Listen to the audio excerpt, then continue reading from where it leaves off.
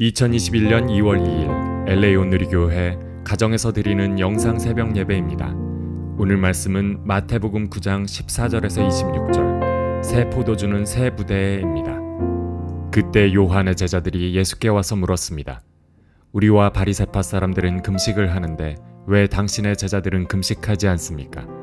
예수께서 대답하셨습니다. 신랑이 함께 있는데 어떻게 결혼잔치에 초대받은 사람들이 슬퍼할 수 있겠느냐? 그러나 신랑을 빼앗길 날이 올 것이다. 그때는 그들도 금식할 것이다. 낡은 옷에 새로운 천조각을 대고 깁는 사람은 없다. 그렇게 하면 새로운 천조각이 낡은 옷을 잡아당겨 더 찢어지게 된다.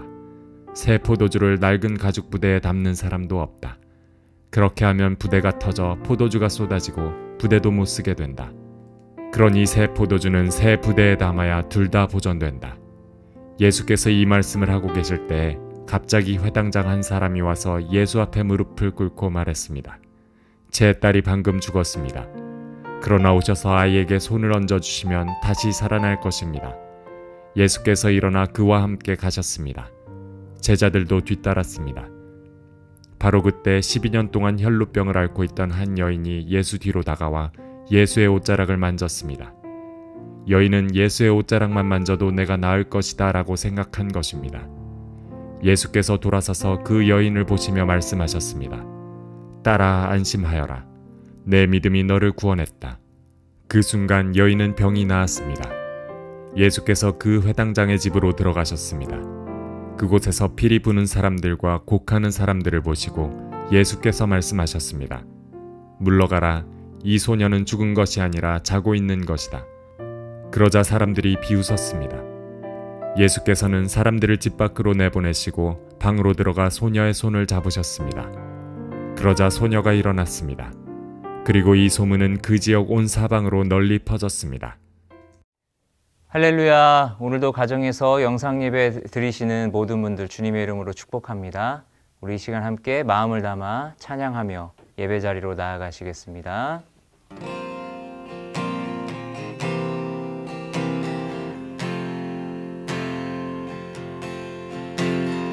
나 주님의 기쁨 되기 원하네. 내 마음을 새롭게 하소서. 새 부대가 되게 하여 주사. 주님의 빛 비추게 하소서. 내가 원하는 한 가지 주님의 기쁨이 되는 것. 내가 원하는 한 가지 주님의 기쁨이 되는 것. 겸손히 내 마음 드립니다. 나의 모든 것 받으소서. 나의 맘 깨끗게 씻어주사. 주의 길로 행하게 하소서. 내가 원하는 한 가지 주님의 기쁨이 되는 것. 내가 원하는 한 가지 주님의 기쁨이 되는 것. 내가 원하는 한 가지 주님의 기쁨이 되는 것. 내가 원하는 한 가지 같이 주님의 기쁨이 되는 것, 주님의 기쁨이 되는 것, 주님의 기쁨이 되는 것. 아멘. 할렐루야. 2월 2일 화요일 아침입니다. 어제 좋은 출발하셨습니까? 오늘도 하나님의 능력으로 좋은 하루 되시기를 예수님 이름으로 축복합니다. 2000년에 돌아가신 미당 서정주 선생은 치매에 걸리지 않기 위해서 매일 산의 이름을 1000개나 외웠다고 합니다. 이 머리를 쉬지 않도록 운동했던 것이죠. 그처럼 신앙생활도 운동해야 합니다. 사용해야 되고 활용해야 되고 실천 적용해야 하는 것이죠. 신앙생활도 굳어져 버리면 더 이상 성장하지 못하고 굳어 있는 상태가 됩니다. 아놀드 토인비라는 역사학자를 제가 자주 말씀드리죠. 그의 명저인 역사의 연구에 보면 크리에이티브 마이너리티, 창조적 소수가 하나님의 역사를 운영해 나간다고 밝히고 있는데요.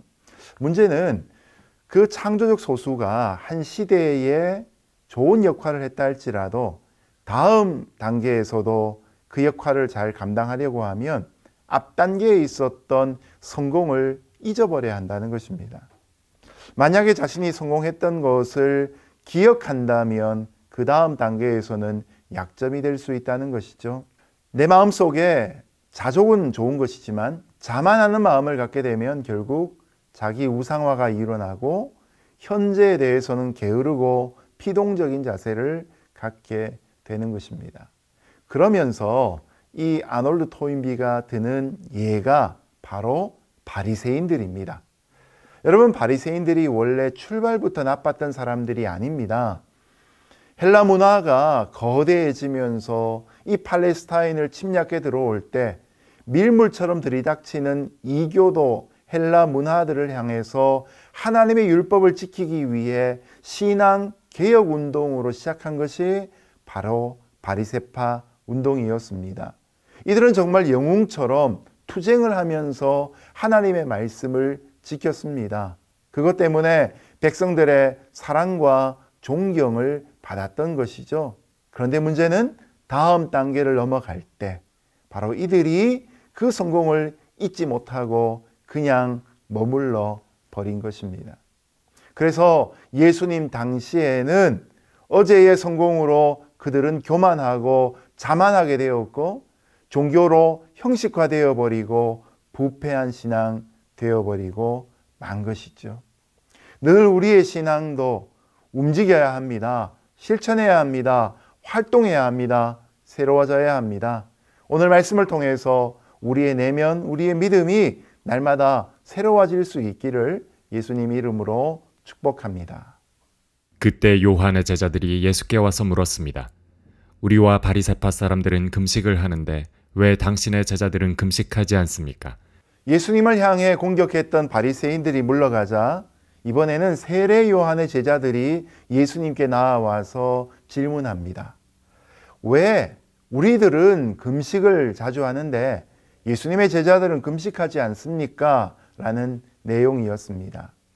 당시에 세례 요한의 제자들과 바리새파 사람들은 금욕적인 생활의 모범을 따라 살았습니다. 그래서 일주일에 2번씩 꼭 금식을 했던 것이죠. 자, 그러다 보니까 자기들은 생활의 기본처럼 지키고 있는 이런 금식을 하는 사람이 있고 안 하는 사람이 있다는 것을 나누어서 보기 시작한 것입니다. 그리고 금식하는 게 당연한데 왜 저들은 금식하지 않을까라는 편견을 갖게 된 것이죠. 자, 이런 세례 요한의 제자들조차 가졌던 편견에 대해서 예수님은 이렇게 말씀하고 계십니다. 예수께서 대답하셨습니다. 신랑이 함께 있는데 어떻게 결혼잔치에 초대받은 사람들이 슬퍼할 수 있겠느냐. 그러나 신랑을 빼앗길 날이 올 것이다. 그때는 그들도 금식할 것이다. 낡은 옷에 새로운 천조각을 대고 깁는 사람은 없다. 그렇게 하면 새로운 천 조각이 낡은 옷을 잡아당겨 더 찢어지게 된다. 새 포도주를 낡은 가죽 부대에 담는 사람도 없다. 그렇게 하면 부대가 터져 포도주가 쏟아지고 부대도 못 쓰게 된다. 그러니 새 포도주는 새 부대에 담아야 둘 다 보존된다. 모든 것에는 합당한 때가 있습니다. 신랑이 왔으면 혼인잔치에 기쁨을 함께 누려야지요. 그런데 신랑인 예수님을 못 알아보니까 여전히 슬픔의 표현인 금식을 하면서 또 이것을 자신의 자랑거리로 삼는 사람들이 있었습니다. 바로 세례 요한의 제자들 중 몇 사람과 바리새파 사람들이었던 것이죠. 예수님은 옛것에 얽매여서 하나님의 새로운 역사를 보지 못하는 이 요한의 제자들에게 신앙생활은 형식과 규례에 얽매인 금욕적이고 구태의연한 것이 아니란 것을 가르치십니다. 그리고 신앙생활은 마치 결혼식 신랑이 온 것처럼 기쁨과 감사와 소망이 넘치는 생활이어야 한다고 깨우쳐주고 계십니다. 그리고 이것을 위해서 생배 조각과 낡은 옷의 비유를 통해서 옛것과 새것이 근본적으로 합해질 수 없다는 것을 가르쳐 주시고 새 포도주는 새 부대에 넣어야 둘 다 보존될 수 있다는 것을 말씀해 주고 계십니다. 여러분, 우리가 새 포도주 또 새 부대 이야기를 많이 듣지요. 새 포도주에서 나오는 이 새라는 단어는 헬라어로 보면 네오스인데 이것은 시간이 가도 변치 않는 것입니다. 그런데 새 부대, 새 가죽 부대라고 할 때에 여기 쓰이는 새는 카이노스라는 단어로 시간에 따라 낡고 부패해지는니다. 여러분, 포도주는 가만히 두고 시간이 흘러가면 숙성되어지죠. 변질되지 않고 오히려 맛이 깊어집니다. 그러나 가죽은 어떻습니까? 관리하지 않고 버려놓으면 가죽은 낡고 부패하는 한계를 갖고 있습니다. 복음은 새 포도주와 같은 것이어서 죄를 사해 주시고 사람을 근본적으로 변화시키시는 능력이 있습니다. 그러므로 우리가 복음을 누리면 누릴수록 우리는 늘 새로운 사람으로 변화되어지는 것이죠. 그러므로 새 포도주가 되신 예수님을 영접하려면 우리는 새 가죽 부대가 되어야 하는 것이죠. 과거의 생활을 그대로 유지하는 답습으로는 변화와 성숙을 이룰 수 없습니다. 왜 신앙생활을 오래 하는데 어떤 사람의 삶, 그 어떤 사람이 바로 나 자신일 경우가 많지요. 왜 내 삶은 이렇게 변화되지 않는가? 여러분, 이유가 뭔지 아십니까? 우리의 습관이 변하지 않기 때문입니다. 변화되지 않는 나쁜 습관을 갖고 있으면서 내가 새로워지기를 바라는 것은 결코 불가능한 일인 것이죠. 우리의 내면이 새로워지기 위해서, 우리의 생각이 새로워지기 위해서, 우리의 언어가 새로워지기 위해서 바뀌어져야 될 것, 그 바로 우리의 생활의 습관들인 것이죠. 아침 저녁으로 기도하고 말씀 읽고 하루 종일 하나님과 가까이 있으려고 애쓰는 만큼 우리는 더욱 변화되고 거룩해지게 되는 것이죠. 세상이 변화된다고 많이 말하지 않습니까? 네, 세상은 변화됩니다. 그러나 복음은 변함이 없습니다. 그 복음을 담는 그릇으로서 우리 가죽 부대 날마다 변화되어져야 되고 관리되어져야 됩니다. 가죽을 잘 관리하려면 기름을 잘 발라줘야 되는 것처럼 저와 여러분이 성령의 충만함에 늘 젖어 있을 수 있기를 예수님 이름으로 축복합니다. 예수께서 이 말씀을 하고 계실 때 갑자기 회당장 한 사람이 와서 예수 앞에 무릎을 꿇고 말했습니다. 제 딸이 방금 죽었습니다. 그러나 오셔서 아이에게 손을 얹어주시면 다시 살아날 것입니다. 예수께서 일어나 그와 함께 가셨습니다. 제자들도 뒤따랐습니다.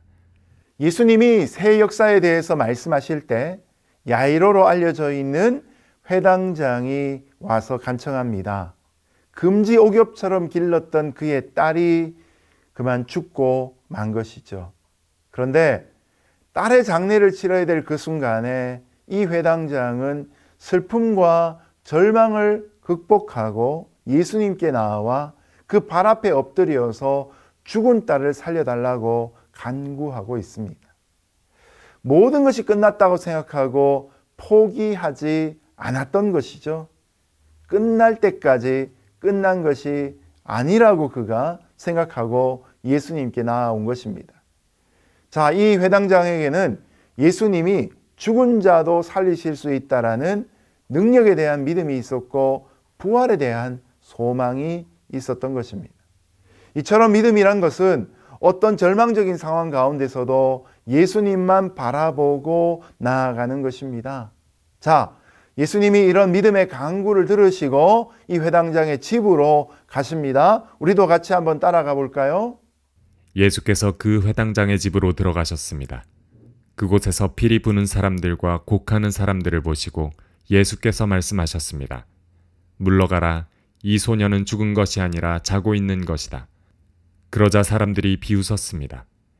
예수께서는 사람들을 집 밖으로 내보내시고 방으로 들어가 소녀의 손을 잡으셨습니다. 그러자 소녀가 일어났습니다. 그리고 이 소문은 그 지역 온 사방으로 널리 퍼졌습니다. 당시의 초상집에는 피리 부는 사람 2명과 곡하는 사람 1명을 고용해서 그 장례식장의 분위기를 조장했었습니다. 사람들은 죽음의 권세에 굴복을 당해서 다른 표현할 수는 없고 그저 슬피 우는 것 외에는 할 수 있는 일이 없었던 것입니다. 그러나 예수님은 이들을 물리치시면서 이 소녀는 죽은 것이 아니라 자고 있는 것이다 라고 말씀하셨습니다. 여러분, 죽음에 익숙해 있던 사람들은 이 이야기를 들을 때 비웃었습니다. 그러니까 예수님은 그 불신하는 사람들, 기적이 일어나도 믿을 수 없는 사람들을 다 그 방에서 내보내시고 죽은 소녀의 손을 잡아 일으키셨습니다. 차갑게 굳어있던 주검이었던 소녀의 손을 예수님이 잡아주실 때 예수님에게서부터 생명의 온기가 죽은 그 딸아이에게 전해지게 되었던 것입니다. 그리고 죽었던 소녀가 기지개를 켜며 일어나고 있습니다. 예수님은 여기에서 이 회당장의 집을 지배하고 있던 슬픔과 절망과 무기력과 허무와 같은 죽음의 권세를 희망과 생명의 분위기로 변화시켜 주셨습니다. 여러분, 이 사건을 통해서 예수님은 생명을 주관하시는 생명의 주가 되심을 분명히 드러내어 보여 주셨던 것이죠. 누구든지 부활이요 생명이신 예수님과 접촉되고 그의 음성을 듣게 되면 죽은 생명이 살아난다는 것을 분명하게 보여주신 것입니다. 부활신앙이 있는 자와 부활신앙이 없는 자는 죽음을 대하는 태도가 다를 수밖에 없습니다. 근데 여러분, 부활신앙을 가진 사람이 죽음에 대한 태도만 바뀌는 것이 아니라 살아있는 지금 삶에 대한 태도도 바뀌어지는 것이 정상적인 것입니다. 죽어도 산다는 것을 믿을 때 살아있는 삶 또한 제대로 살아갈 수 있는 것이죠. 부활신앙을 갖고 있는 사람에게 죽음은 잠자는 것에 불과하기 때문에 우리는 살아있는 모든 순간에 부활의 소망을 가지고 하나님 앞에 자신을 마음껏 드릴 수 있게 된 것입니다. 오늘도 이런 마음으로 나의 삶을 하나님께 귀하게 드릴 뿐만 아니라 우리의 남겨져 있는 생애를 매일매일 가치롭게 사용할 수 있는 하나님의 자녀 되시기를 주님 이름으로 축복합니다. 바로 그때 12년 동안 혈루병을 앓고 있던 한 여인이 예수 뒤로 다가와 예수의 옷자락을 만졌습니다. 여인은 예수의 옷자락만 만져도 내가 나을 것이다 라고 생각한 것입니다. 예수께서 돌아서서 그 여인을 보시며 말씀하셨습니다. 딸아, 안심하여라. 내 믿음이 너를 구원했다. 그 순간 여인은 병이 나았습니다. 이 가버나움에 12년 동안 혈루병을 앓고 있던 한 여인이 있었습니다. 우리가 어떤 질병을 한 2달만 앓아도 힘들고 어려운데 장기간 동안 고쳐지지 않는 고질병을 앓고 있으니 얼마나 그 삶이 피폐했겠습니까? 그리고 또 이 병의 특성상 드러내놓고 이야기할 수 없는 부끄러운 질병으로 여겨졌기 때문에 이 여인의 삶은 아주 피폐한 상태였을 것입니다. 앞서 보았던 회당장의 딸이 갑자기 죽었다면 여기 나오는 혈루병을 앓고 있던 여인은 서서히 죽어가고 있던 사람이었습니다. 유대인의 정결법상의 혈루병은 부정한 병이었기 때문에 그녀가 앉았던 자리나 누운 상이나 몸이 닿았던 것은 다 부정하게 취급되었습니다. 여러분, 오늘날 우리가 겪고 있는 이 코비드-19하고 너무 비슷한 분위기 아닙니까? 여인이 병을 고치기 위해서 할 수 있는 노력을 다 했지만 아무런 소용이 없었습니다. 그러는 시간 12년 동안에 그녀는 건강도 잃어버리고 재산도 다 잃어버리고 그녀의 아름다움도 다 잃어버리고 꿈도 잃어버리고 행복도 다 잃어버리고 만 것이지요. 그런데 이 여인이 예수님의 소식을 듣게 된 것이죠. 예수님의 소문을 듣고 여인의 마음속에 비로소 희망이 꿈틀거리기 시작합니다. 그리고 믿음으로 예수님 앞에 나아갑니다. 어제 본문에 보았던 중풍 환자, 그는 다른 사람들의 도움을 받아서 예수님 앞으로 나아갈 수 있었던 것이죠. 회당장의 딸, 그녀는 죽었지만 아버지의 믿음으로 인해서 예수님이 그녀의 집에 방문하시게 되었던 것이죠. 자, 그렇다면 여기 나오는 12의 혈루증 앓은 여인은 어떻습니까?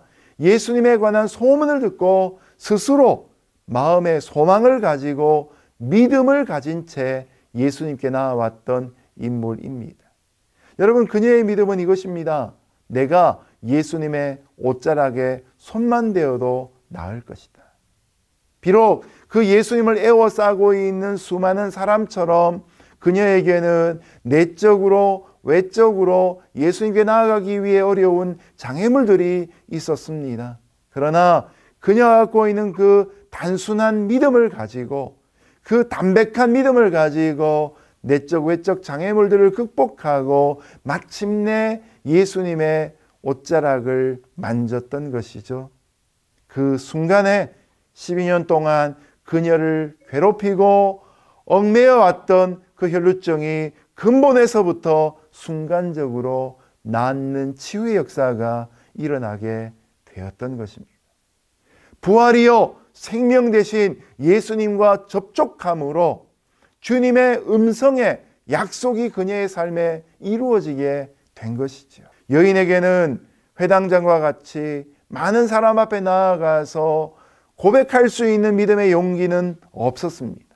그러나 조용히 예수님의 뒤로 가서 겉옷을 만지기만 하면 나을 것이라는 믿음이 있었던 것입니다. 여러분, 믿음은 큰 믿음, 적은 믿음이 있기 이전에 바로 이런 믿음의 존재가 중요한 것이죠. 성격상 자신을 드러낼 수 없는 소심한 성격, 또 내적인 성품을 갖고 있는 사람들이 많을 줄로 압니다. 여러분, 그러나 그런 성품이 우리의 믿음을 결코 제한시킬 수 없습니다. 오늘도 하나님의 말씀을 들을 때에 12의 혈루증 앓은 여인처럼 저와 여러분의 손을 내밀어 주님의 옷자락 만질 수 있기를 바랍니다. 다른 사람은 느낄 수 없고 눈치챌 수 없다 할지라도 주님은 그 터치를 분명히 느끼시고 주님의 능력으로 저와 여러분을 고쳐 주실 것입니다. 이제 말씀을 맺겠습니다. 날마다 우리가 성령으로 새롭게 되지 않으면 언제든지 어제의 화려한 신앙은 오늘 낡고 굳고 딱딱해진 신앙이 될 수밖에 없습니다. 날마다 새로운 믿음과 날마다 새로운 마음과 날마다 새로운 영을 가지고 하나님이 쓰실 만한 사람으로 변화될 수 있기를 주님의 이름으로 축복합니다. 우리의 마음이 좋은 가죽이 될 수 있기를 바라고 그 안에 예수님의 복음, 새로운 포도주가 늘 담겨지고 맛이 깊어지고 향기 날 수 있기를 주님의 이름으로 축복합니다. 기도하겠습니다. 하나님 아버지 감사합니다. 새 포도주를 새 부대에 담는 믿음으로 살아가게 하여 주시고 많은 사람에게 내 믿음을 고백할 수도 있고, 때로는 예수님의 뒤로 가서 조용히 예수님의 옷자락을 만질 수 있는 순전한 믿음도 있게 하여 주옵소서. 예수님 이름으로 기도드렸습니다. 아멘.